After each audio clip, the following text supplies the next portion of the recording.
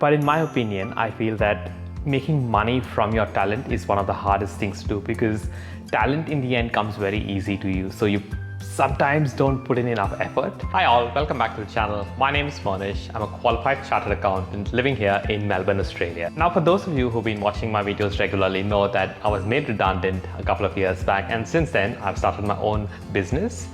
And I also do these videos because I really enjoy doing them. Now, over the last few years, we've all gone through a major pandemic. We've worked from home and we've seen the perks of working from home. We've got more time for the simple reason that we're not spending time commuting to work. And we use that time for our own interests, maybe just to relax, maybe to go to the gym. And some of us really enjoy just wearing shorts at home, sitting on their desk and working. Well, not me. And now that things are getting back to normal, a lot of us are realizing that maybe the 9-to-5 grind, maybe the corporate life is not for us. Or even if it is for us, it's not for a long term. And you must also know that you're not the only one thinking that, because I read an article in Forbes which said that 4.4 million Americans quit their job just in September 2021. That's right, in 1 month, 4.4 million Americans quit their job. So in this video, we discuss what is it really like setting up your own business and what you actually go through in the first few months or years of your business. So first thing, is it easier? Well, not really. It's not easy. It's harder in different ways. Let me explain using my own example. When I worked in an accounting firm, all I did was I did my accounting work and got back home. Now, when I'm working for my own business, I'm a salesman, I'm an accountant, I'm an advisor, and sometimes I'm even a shrink. So what I'm trying to get to is you might be good at photography, for example, and you might be stuck in some kind of job where you have to work 9 to 5. But if you don't have other skills apart from photography, if you don't know how to sell that skill or sell that service, you probably will struggle to set up your own business. So the first thing you got to be mindful of while making that shift is, do I actually have that skill of a salesman, of a businessman, where I foresee or I plan a certain way so that I can make money from my skill? The second thing that I thought about is, at the start of any venture, there's a lot of motivation, there's a lot of willpower to do certain things.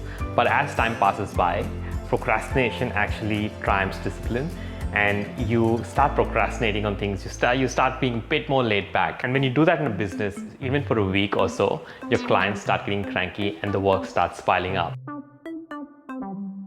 Now, no business discussion is complete without talking about anxiety, stress, and uncertainty in business. One of the biggest uncertainties I faced was while quoting a client. And this is mainly true during the start of a business. You are not sure as to what you're doing because, well, you have no experience doing it. So while quoting it, you are constantly doubting yourself and asking, did I underquote, did I overquote? And while waiting for the response from your potential client, it starts creeping into your head. And there were so many times when I was probably just relaxing, laying on a couch and watching TikTok or something, but I'm thinking about the quote. I'm thinking about, should I call the person? Is it too early to call? Or should I have done more? Or should I have said this? Or should I have said that? Should I send an email? So many different questions. And when you start quoting more often and you start feeling these emotions over and over again, sometimes you start fearing the emotion, because of which you might procrastinate on an act. Procrastination a lot of the times is about fear, because you fear the outcome. And in this particular situation, you fear that emotion, or you fear feeling a certain way. And when you procrastinate on quoting, you obviously stop growing, and that hampers your business. A way around that, I felt, is that I got myself into a mindset where I'm thinking, I'll do my best, I'll use my experience now, and I'll say, okay, fine, here's the quote, here's how much time I think it's going to take. And if the client's not happy with it, I'm okay as well, because I know that I'll get another opportunity to quote. I'll go back and reflect as to what I could have done better in my previous quote and use that experience to quote better and get more work. Now, while all of this might be happening, there might be someone who will say, yes, I'm happy with your quote, and you start doing work for them and they don't end up paying you. That happens a lot in business. A lot of people out there take advantage of small businesses. I think they're really scum, and it's just unfair to make someone who is trying to set up a business, someone who's trying to put in heart and soul and try and work hard and give you a particular service, and you when they do it, you just don't pay them. That happens, and that combined with this uncertainty and this anxiousness from the quoting sometimes gets to you, and it does get a bit hard. Another thing is that when a client leaves you and goes somewhere else, you do feel like, damn, I did so much work and I know I probably made a mistake here or made a mistake there, but it really gets personal. When I worked in a full-time role, that really didn't affect me as much because it's someone else's client and someone else's business, and I count my salary regardless of that client being there or not. In a business, it gets a lot more personal because you spend so much time on a one-to-one basis with someone, and if they go someplace else because they say that you charge them too much or someone else is charging them a lot less for the work, it does hurt. And that's something I've experienced in business, and that's something you should be prepared to experience if you decide to quit your job and start a business.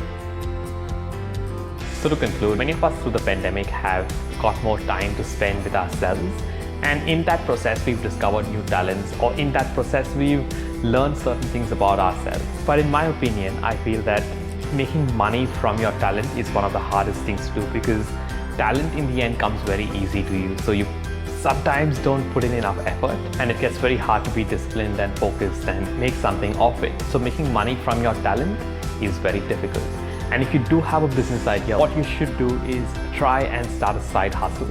Try and see that, do you have the skill sets to run a business? Try and see if the business that you've set up on the side makes 40 to 50% of your current income. If you can, then I would say that you're someone who can sustain a business in the long run, and you should surely give that a shot. Anyways, thanks so much for watching. As always, I'm very grateful. Hope you've learned something from this video, and see you in the next one.